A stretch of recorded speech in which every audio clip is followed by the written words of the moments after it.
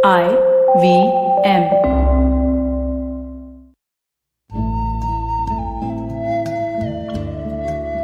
IVM के Hindi travel podcast टेढ़े मेढ़े रास्तों पर आपका स्वागत है। टेढ़े मेढ़े रास्ते ही क्यों? वो इसलिए कि घूमना भी तो ऐसे ही रास्तों की तरह पेचीदा और लगातार उतार चढ़ाव भरा होता है, जहां हर पल कुछ नया देखने और महसूस करने को मिलता रहता है। शर्त बस यही होती है कि आंख कान खुले रहने चाहिए। मैं हूं केशव चतुर्वेदी और मैं आपको ले चलूंगा इस जबरदस्त यात्रा पर और सुनाऊंगा ऐसी मजेदार कहानियां शहरों, किलों, महलों, सड़कों और सबसे अहम इंसानों की, जो पिछले 20 साल से ऐसे ही रास्तों पर भटकते हुए मैंने सिर्फ आपके लिए इकट्ठा की हैं। तो आइए शुरू करते हैं। दिन ढल रहा था जब मैं श्रीरंगपट्टनम शहर पहुंचा।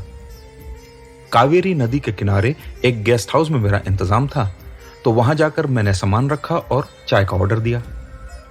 ऑर्डर लेकर जाते जाते गेस्ट हाउस का केयरटेकर बोलता गया, सर, आपको सबसे अच्छा वाला कमरा दिया है, यहीं मुख्यमंत्री साहब भी ठहरते हैं।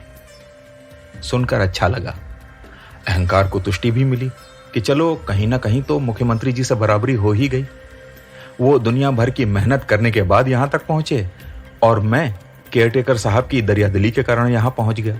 फिर ख्याल आया कि बेंगलुरु से हेलीकॉप्टर से आने वाले मुख्यमंत्री जी को इस गेस्ट हाउस में ठहरने की जरूरत ही क्या है, और लगा कि केयरटेकर महोदय कुछ ज्यादा ही नहीं हाँक गए। उस दिन तो मैं सिर्फ नदी तक ही गया। कावेरी का पानी बहुत ही साफ था। एक बार मन किया कि इसमें नहा लूं। फिर तभी केयरटेकर साहब प्रकट हो गए और बोले, सर, नहाने का नहीं, यहां ना मगरमच्छ हैं। ये नाम सुनते ही मैं किनारे से भी थोड़ा और दूर हट गया। अब दूर से ही मैं उस नदी को देखता रहा जिसने इस शहर को चारों ओर से ऐसे घेर रखा है कि यह शहर एक द्वीप बन गया है। कावेरी की एक धारा पूरे शहर के 3 ओर से होकर गुजरती है, जबकि मुख्य धारा पूर्वी छोर से बहती है। खैर, पहला दिन तो कावेरी दर्शन के साथ ही समाप्त हो गया। फिर आया अगला दिन और मैं शहर देखने निकला।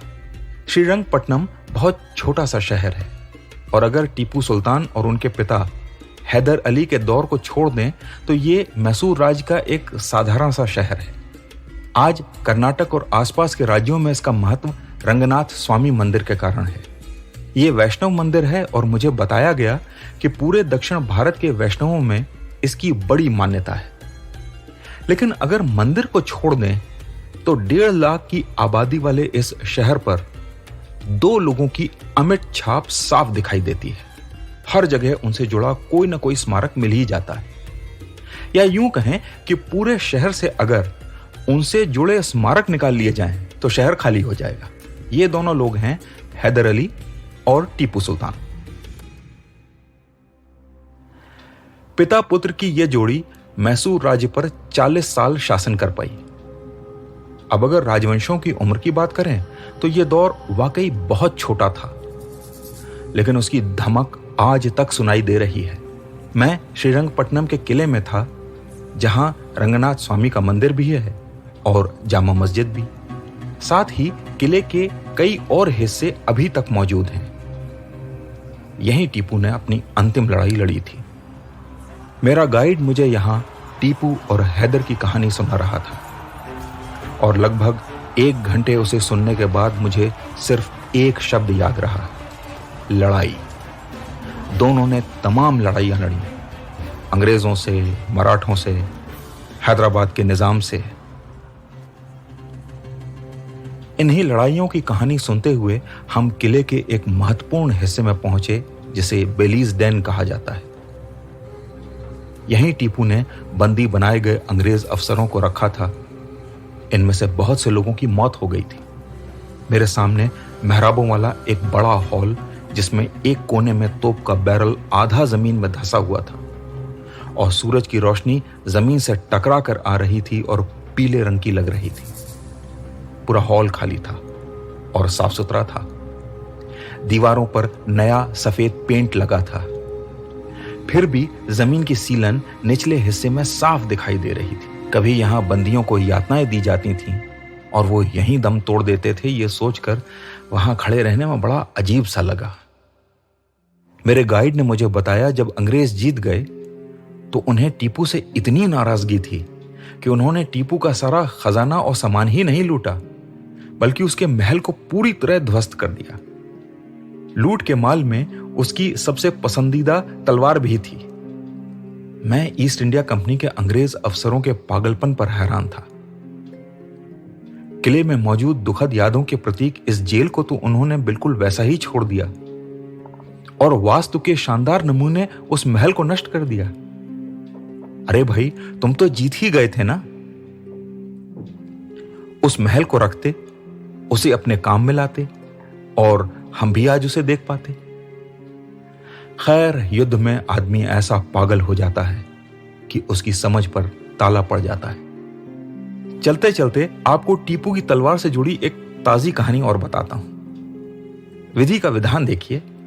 200 साल बाद यानी आज 21वीं सदी में लंदन के सॉथबीज में टीपू की तलवार नीलाम हुई और उसे भारतीय उद्योगपति विजय माल्या ने खरीदा।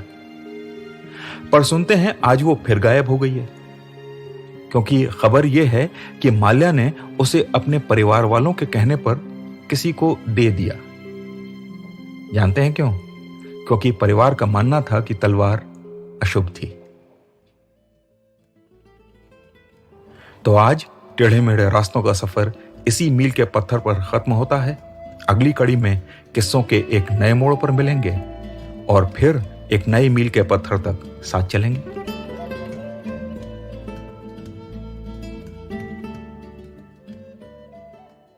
Hey, it's been another great week on the IVM Podcast Network. On Naan Curry, Sadaf and Archie stir up a hot pot of stories exploring the age-old breakfast of Old Delhi Nihari. This is a must-check-out from the #1 food podcast in India. We'd like to welcome Audiogan to the network. It's an old show about design. We want to kick off this season with Jay Datta, design-headed Make My Trip and Go Ivy Bo. He's also the founder of Design Up. Positively Unlimited gets a makeover. Check out the revamped show Say No to Drama with Chetna and learn how to avoid drama in your life. Home is where the heart is. Marathi Kirkitun helps us understand more about homes. On Smarter with Sid, Siddharth asks the pertinent question, is jealousy good for you? And on the Musafir Stories, get introduced to the headhunters of Nagaland. Do follow us on social media. We're IVM Podcast on Twitter, Facebook, Instagram, and LinkedIn. And remember, if you're enjoying this show or any other show for that matter, please do tell a friend. Word of mouth is the best way to spread the word about a podcast you love. And finally, we'd like to thank our sponsors this week, CED, Cred, Global Victoria, Bank of Baroda, Intuit India, and CoinSwitch Kuber. Namaste, this is Cyrus Brocha. I am part of the government cancel culture program to remove rubbish off all the different streams available. So what we have is all the collected rubbish we put together on our show. It's called Cyrus Says. It's on IVM Podcast. You have to watch it and listen to it. It's on our app. It's on our website. It's on the YouTube channel. It's on Facebook. There are many different ways. Don't bother me and ask me how. You have to find out. We talk to different personalities. Many of them are known. Some are just people we meet downstairs and invite them up for chai. But the point is, it's fun and it's very therapeutic. So please join in and listen to Cyrus Says.